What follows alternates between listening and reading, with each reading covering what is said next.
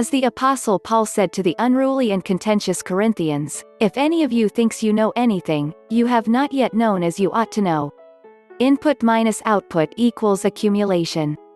That's fundamental physics, whether with a material or energy balance.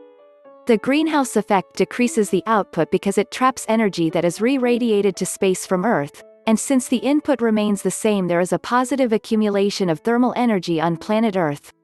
Thus far, the compensatory mechanisms, including ice melting, oceans acting as a heat sink, and the inertial lag in delta T due to the large heat capacity of planet Earth, have moderated the actual climactic temperature changes that we have observed. That said, we have continued to set new records for world temperature with each year, almost consistently with a monotonically upward trend. The problem is this: at some point, all of the ice will melt and the oceans will start to heat up. At that point, the albedo reflectivity of the Earth will also have decreased, resulting in even less heat loss, and the temperature will rise even more quickly because the compensatory buffers will be overcome.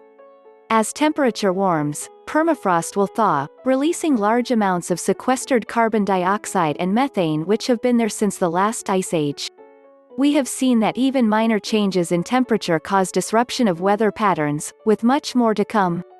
As the ocean, Atlantic and Pacific surface waters continue to warm, they become even more potent heat engines, driving more and larger tropical storms.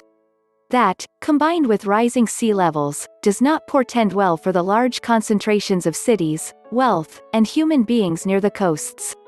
There is also a series of warm and cold water currents that distribute heat pretty efficiently around the globe. We don't know whether those might be interrupted with vast amounts of freshwater going into the oceans, or with persistent warming of the oceans.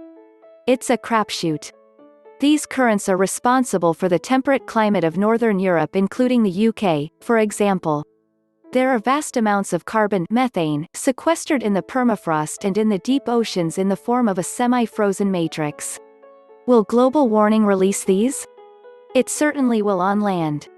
We just don't know about the deep oceans, however. Over hundreds of millions of years of geologic history, planet Earth has gone from greenhouse Earth to icebox Earth, and many variations in between, and these are mediated by factors that alter as a fundamental input-output heat balance for planet Earth. The amount of energy involved to actually heat this planet is almost incomprehensible, and the amount of heat accumulation is impressive. And the problem is, once we set in motion a positive feedback loop with these immense amounts of energy involved, there's no good way to put the toothpaste back in the tube.